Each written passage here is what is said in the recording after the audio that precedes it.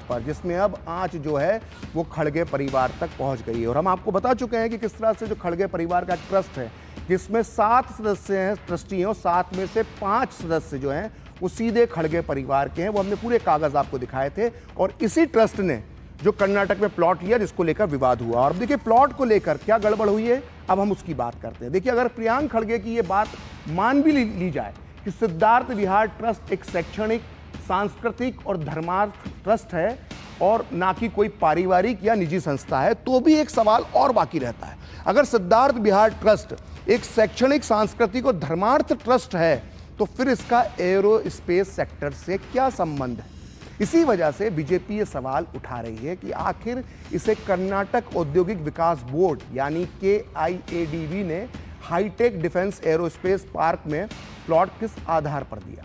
आइए अब आपको एक कागज और दिखाते हैं, और ये बहुत महत्वपूर्ण कागज है जो कर्नाटक सरकार के इस दावे पर सवालिया निशान लगाता है कि जिसमें उसने कहा है कि खड़गे के सिद्धार्थ विहार ट्रस्ट को प्लॉट जो मिला वो नियमों के मुताबिक मिला है और इसमें कोई गड़बड़ी नहीं है, कोई फेवर नहीं किया गया है। लेकिन उसी कर्नाटक सरकार के KIADB का जो कागज है, जिस वक्त मेरे हाथ में भी और टीवी स्क्रीन पे भी आप देख सकते हैं, वो अलग ही कहानी पेश कर रहा है। दरअसल एरोस्पेस पार्क के SC कोटे के 5 एकड़ के इस प्लॉट के लिए कुल 6 लोगों ने आवेदन किया था। नियमों के अनुसार सभी आवेदकों को अपने आवेदन के साथ साथ अपनी कंपनी के लेन देन का रिकॉर्ड, प्रोजेक्ट रिपोर्ट, आयकर रिकॉर्ड, भूमि उपयोग की जो स्केच है वो और पैन कार्ड जमा कर देते। इनमें से 4 कंपनियों के आवेदन इस आधार पर रद्द कर दिए गए क्योंकि उन्होंने पूरे दस्तावेज जमा नहीं करवाए थे, और यही से विवाद शुरू होता है। हैरत की बात है कि सिद्धार्थ विहार ट्रस्ट ने पैन कार्ड जमा नहीं किया था। आप देख सकते हैं पूरी अपने आपकी स्क्रीन पर वो सब चीजें आ रही हैं, फिर भी उसे ये प्लॉट आवंटित कर दिया गया। अगर बाकी कंपनियों का फॉर्म इसलिए रिजेक्ट हो गया क्योंकि उनके दस्तावेज पूरे नहीं थे, तब ये सवाल उठता है और उठना भी चाहिए कि आखिर पैन कार्ड जमा ना करने के बाद भी सिद्धार्थ विहार ट्रस्ट को, जो खड़गे परिवार का ट्रस्ट है, उसे ये प्लॉट कैसे मिल गया। दरअसल बीजेपी का आरोप है कि कर्नाटक के उद्योग मंत्री MV पाटिल के नेतृत्व वाली सतर्कता समिति जो बनी थी, उसने सिफारिश की कि प्लॉट के आवंटन के लिए सिद्धार्थ विहार ट्रस्ट के आवेदन जो है उस पर विचार किया जा सकता है। और यह सिफारिश KIADB के कागज में भी नजर आ रही है। इस कागज के रिमार्क सेक्शन में लिखा हुआ है कि not submitted the pan card of the trust, यानी ट्रस्ट ने पैन कार्ड सबमिट नहीं किया है। लेकिन इसी कागज को देखने पर, जब आप इस कागज को आखिरी कॉलम देखते हैं, तो इसके अंदर लिखा हुआ, उसमें लिखा हुआ पता चलता है कि सतर्कता समिति ने सिफारिश कर दी कि मे बी कंसीडर्ड, यानी इस पर विचार किया जा सकता है। और इस तरह से खड़गे परिवार को, सिद्धार्थ विहार ट्रस्ट जो खड़गे परिवार का है, उसको ये बेशकीमती 5 एकड़ का प्लॉट मिल गया। तो आइए अब आपको एक बार फिर विस्तार से बताते हैं कि आखिर ये पूरा मामला है क्या और खड़गे परिवार का नाम इस जमीन के घालमेल में कैसे आया।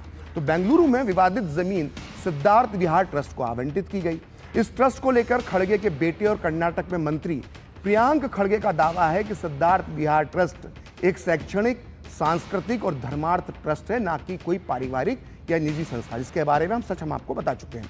जबकि इस ट्रस्ट पर पूरी तरह से खड़गे परिवार का कब्जा है, ये हमने कागजों के माध्यम से आपको बताया। और इस ट्रस्ट के ट्रस्टियों में मल्लिकार्जुन खड़गे, उनकी पत्नी राधाबाई, बेटे और मंत्री प्रियांक खड़गे, दामाद और गुलबर्गा से कांग्रेस के सांसद राधाकृष्ण डुड्डामनी और बेटे राहुल खड़गे शामिल हैं। आइए अब आपको बताते हैं कि इस ट्रस्ट को ये जमीन आखिर मिली कैसे।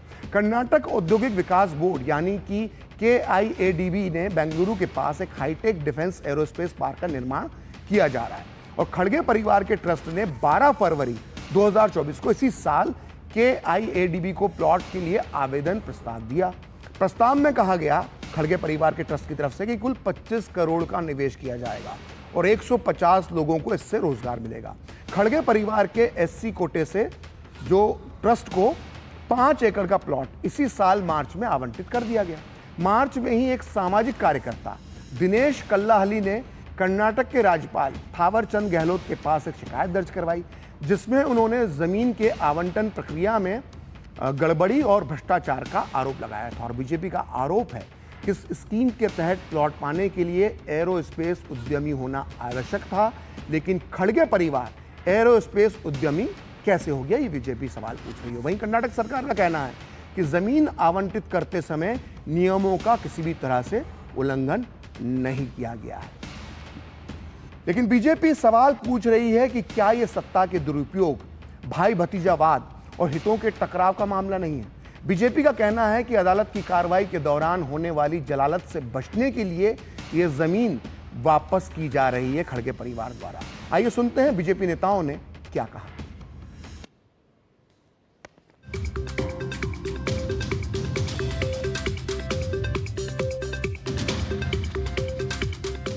आज कांग्रेस पार्टी के नेता सिद्धारमैया जी हों या खड़गे जी हों, वो जमीन वापस कर रहे हैं तो कोई जमीर नहीं जागा है जो जमीन वापस कर रहे हैं। अदालत की कार्रवाई से में होने वाली जलालत से बचने के लिए वो जमीन वापस कर रहे हैं। CBI is a right agency. Otherwise, they try to cover up the entire issue by the Kharge family. Siddaramaiah MUDA scam के बारे में बाद में उनको भी डर आया है। इंक्वायरी होने के बाद और ज्यादा स्कैम बाहर आ जाएगा, डर के वजह से वापस दिया है। सवाल ये पूछना चाहता हूं कि क्या कर्नाटका कांग्रेस सरकार के भ्रष्टाचार का फायदा और कट असली राहुल गांधी तक गया?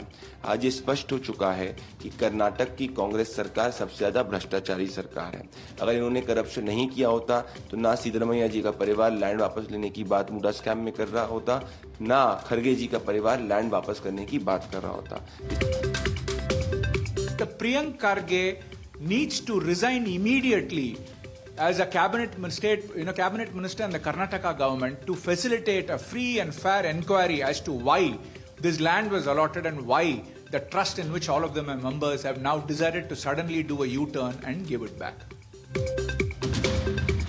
पहले मुडा स्कैम 5,000 करोड़ का हुआ, सिद्धरामैया अक्यूज नंबर 1 बने, उन्होंने डिनाई किया, पर फिर उनकी पत्नी ने लैंड को लौटाया और अब उनके ही देखा देखी खड़गे फैमिली को जो अवैध रूप से भ्रष्टाचार के माध्यम से KIADB की लैंड 5 एकड़ की मिली थी एरोस्पेस पार्क में, ये लैंड लौटाने की चेष्टा करना मतलब अपने भ्रष्टाचार को स्वीकारना। This is acceptance of corruption.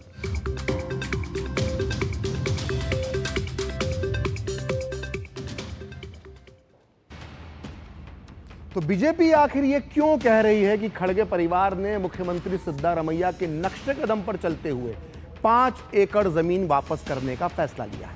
क्योंकि इससे पहले कर्नाटक के मुख्यमंत्री सिद्धारमैया की पत्नी पार्वती ने 30 सितंबर को मुडा यानी मैसूरू शहरी विकास प्राधिकरण के जो 14 प्लॉट थे उन्हें वापस करने की पेशकश की थी। तब सिद्धारमैया ने कहा था कि उनके खिलाफ चल रहे राजनीतिक साजिश से आहत होकर उनकी पत्नी ने ये सारी जमीन वापस करने का फैसला लिया है।